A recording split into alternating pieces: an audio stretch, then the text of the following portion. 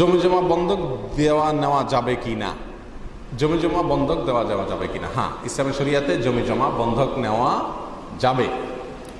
আপনি টাকা দরকার, আপনার কাছে জমি আছে, কার কাছ থেকে আপনি ঋণ চেয়েছেন, লোন চেয়েছেন, এখন সে আপনাকে লোন দিবে কিন্তু গ্যারান্টি চাচ্ছে, তো সেক্ষেত্রে আপনি জমির দলিলটা তাকে দিলেন, জমিটা তাকে দিলেন, বা কোনো একটা সম্পত্তি তাকে দিলেন, জমি বলে কোনো কথা নয়, এটাকে বলে বন্ধক, যে আমি তোমার লোন পরিশোধ করব, তুমি তখন আমার সম্পত্তিটা আমাকে ওয়াপস করবা, ফেরত দিবা। এটা জায়েজ আছে, এটাতে কোনো অসুবিধা নেই। তবে এখানে একটা জটিলতা আছে, সেটা হলো বন্ধকি সম্পত্তি ব্যবহার করা যায় না। যার কাছে বন্ধক রাখা হয় তিনি ওই সম্পত্তিটা ব্যবহার করার অনুমতি নেই। এর মানে কথার কথা, আপনি আমার কাছ থেকে 1 লক্ষ টাকা নিলেন, আপনার জমিটা আমার কাছে বন্ধক রাখলেন, এই যে জমিটা আমার কাছে বন্ধক রাখলেন, এই জমিটা আমি ভোগ করতে পারবো। এটা শুধুমাত্র অ্যাজ এ গ্যারান্টি আমার কাছে থাকবে যে যদি আপনি বিক্রি করেন, যদি আপনি অস্বীকার করেন, যদি আপনি দিতে না চান টাকা, তখন আমি এই জমি বিক্রি করে আমার টাকা নেব, বা এই জমি থেকে আমি টাকা উসুল করব। কিন্তু ওই জমি ব্যবহার করে ফসল করা, ভোগ করা এটা জায়েজ নাই। জায়েজ নাই এর সবচেয়ে বড় কারণ হলো, আপনারা সবাই জানেন বিখ্যাত হাদিস, কুল্লু কারদিন জাররা নাফআন ফাহুয়া রিবা। সুদ কাকে বলে? যে কোনো লোন দিয়ে তার বিপরীতে বেনিফিট নেওয়া, এটা কি বলে? সুদ বলে। এটা হাদিস। কুল্লু কারদিন, প্রত্যেক লোন, জাররা নাফআন, সে যদি কোনো উপকারিতা টেনে আনে, সেটা যদি কোনো বেনিফিট টেনে আনে ওই লোনে, তাহলে এটাকে বলা হয় সুদ।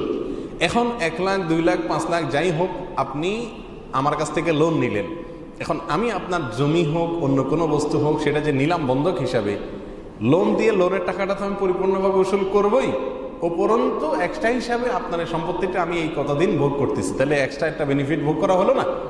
এই জন্য ওলামায়ে কেরাম এটাকে নিষেধ করেন। অনেকে তো হারাম বলেন, অনেকে মাকরুহ বলেন, মাকরুহ তাহরিমি বলেন, কিন্তু সর্বাবস্থায় এই বন্ধকি সম্পত্তি এটা ভোগ করা কি নেই, জায়েজ নাই। যদি এমন হয় যে এরকম হলে পৃথিবীতে কেউ আপনাকে লোন দিবে না, জমিটা আমি ভোগ না করতে পারলে আমার লাভ কি?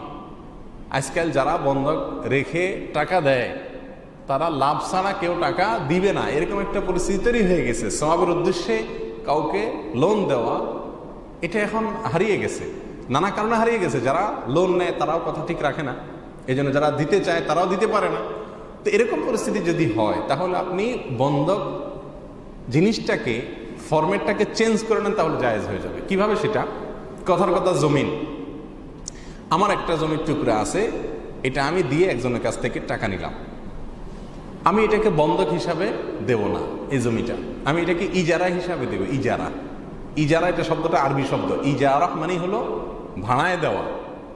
তো আপনি ইজারা হিসাবে দিলে এরকম হবে যে এই জমিটা তোমাকে আমি ভাড়ায় দিলাম, তোমার কাছ থেকে আমি 1 লাখ, 2 লাখ, 5 লাখ যে টাকাটা নিলাম, সেই টাকাটা হলো ভাড়ার অগ্রিম। সেটা হবে কিসের? ভাড়ার অগ্রিম। আর বছরে এই জমির ভাড়া 1 টাকা, 2 টাকা, 5 টাকা, ইনিশিয়ালি একটা মূল্য আপনি ঠিক করলেন, শুধু যাতে নাজায়েজ না হয় সেজন্য একটা ভাড়া ঠিক করলেন। এরপরে যেদিন তুমি ওই টাকা পরিশোধ করবা, সেদিন যত বছর আমি ইউজ করলাম বা যত মাস ইউজ করলাম, সেই কয় মাসের বা সেই কয় বছরের ভাড়া কেটে বাকিগুলো আমাকে ফেরত দিবা। তাহলে ইজারা হয়ে গেলে জিনিসটা জায়েজ হবে। কিন্তু বন্ধক যদি হয় তাহলে কি হবে না? জায়েজ হবে না। কারণ ইজারাতে আমি যে ভোগ করতেছি, এই ভোগের বিপরীতে আমি তাকে ভাড়া দিচ্ছি, রেন্ট দিচ্ছি, হোক সেটার নাম মাত্র, কিন্তু বন্ধকিতে আমি যে ভোগ করতেছি তার বিপরীতে আমি লোন দিছি, আর লোনের এগেনস্টে লাভ নেওয়া এটা কি নাই? জায়েজ নাই। সেজন্য বন্ধকিটা এভাবে ব্যবহার করা যায় না।